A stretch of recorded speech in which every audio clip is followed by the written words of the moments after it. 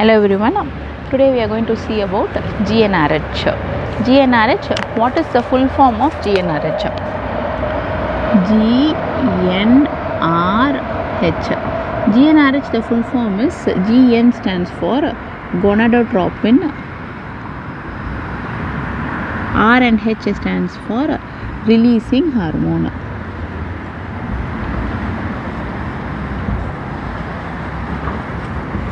So as the name says, Gn stands for Gn and RH.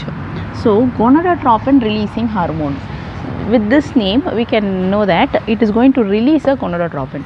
Now what are the gonadotropins? Gonadotropins are FSH and LH are the gonadotropins. So this GnRH is going to release the gonadotropins FSH and LH. So what produces the GnRH? GnRH is produced by the hypothalamus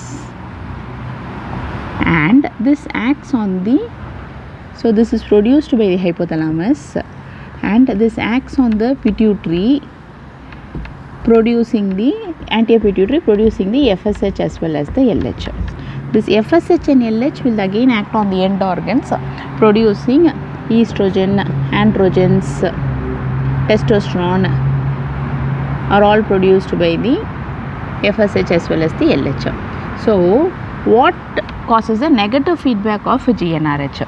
GnRH is released by the hypothalamus.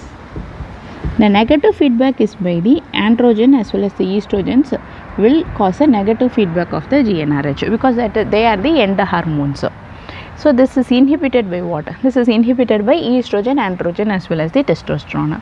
Secondly, what happens if exogenous anabolic steroids are given? Exogenous anabolic steroids are generally given to increase the muscle mass. So when they are given, what are they? They are nothing but they are androgens. So when androgens are given, then that will decrease that will have a negative feedback on the GnRH and it will release the GnRH. It will decrease the release of the GnRH. So if exogenous anabolic steroids are given, then it will decrease the GnRH release. How is it secreted? This GnRH, which is released by the hypothalamus, is secreted in a pulsatile manner.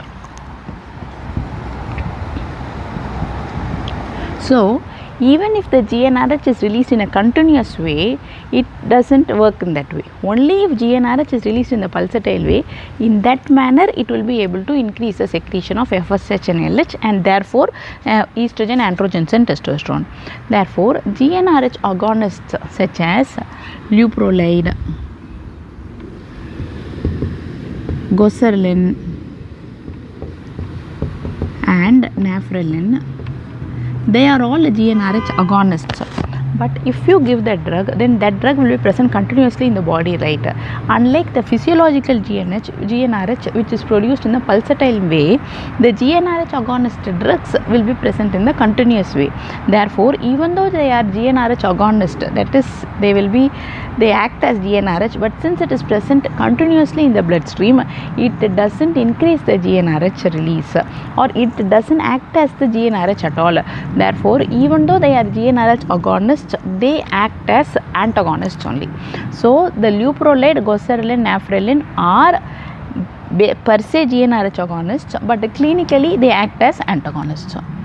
The next question is, why do they have amenorrhea in anorexia nervosa?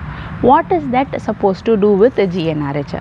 What do they do in anorexia nervosa? They starve themselves. They don't eat to their fullest, right? Only when the tummy is full, only when you feel that fulfilling feeling, then we have the chemical that is leptin, which is released in the body. This leptin is essential for the release of GnRH. Only if GnRH is released, then again we have FSH, LH as well as estrogen, androgens and progesterone. So when the leptin is not released, because they don't eat to their to that full feeling, so therefore the leptin is decreased in anorexia nervosa and the GnRH is also decreased in anorexia nervosa. Therefore FSH, LH, no FSH, LH, no follicle stimulation, there is no ovulation and there is amenorrhea. That's why in those suffering with anorexia nervosa, this is the reason for amenorrhea. In those suffering from PCOS, polycystic ovarian syndrome, they suffer from hirsutism. Why? This is because in polycystic ovarian syndrome, there is usually a increased BMI. The individuals have an increased BMI. With this increased BMI, what happens? It will result in insulin resistance. Increased BMI, they also have insulin resistance. This insulin resistance is detrimental to GnRH in the way it is not going to decrease the GnRH release, but it will cause an abnormal release of GnRH.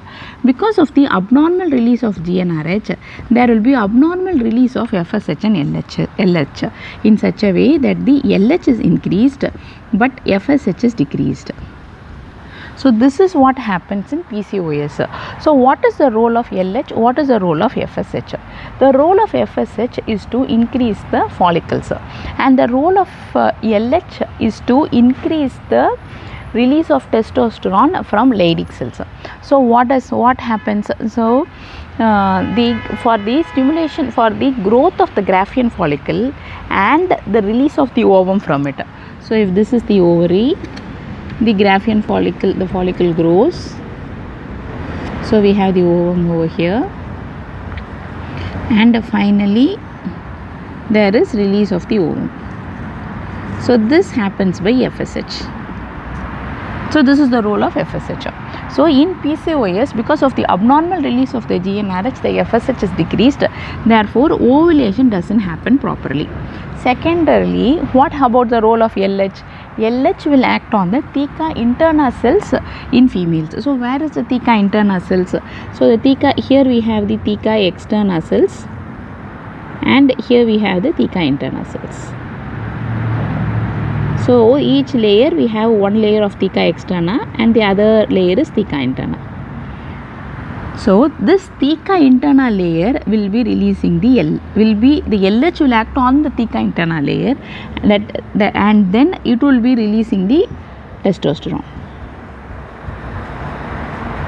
So in PCOS, in those suffering from PCOS, since LH is high, there will be more amount of testosterone which will be released, because LH will act on the theca interna cells and producing more testosterone.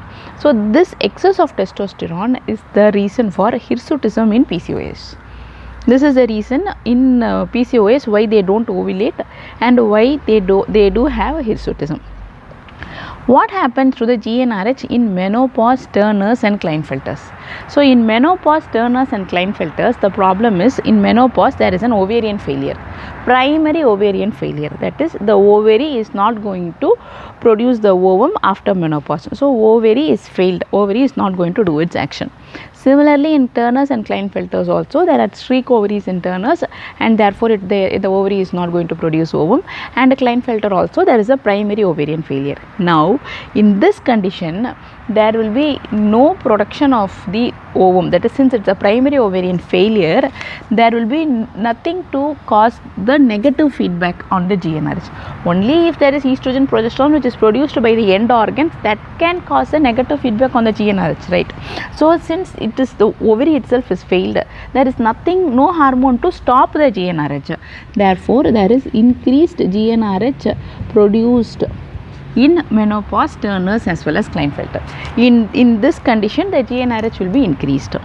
What about androgen insensitivity syndrome, which I have abbreviated as AIS? What happens in androgen insensitivity syndrome? Even though the androgens are produced, that cannot act on the end organs, right?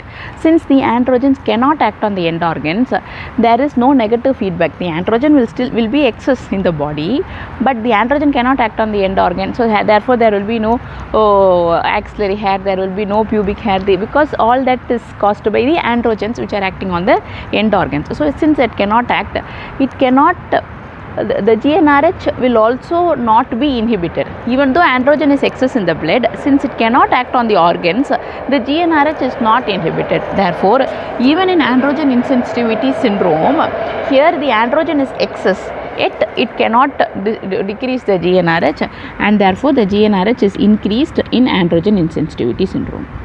So this is in brief that you need to know about GnRH. Thank you for listening. All the best for your exams.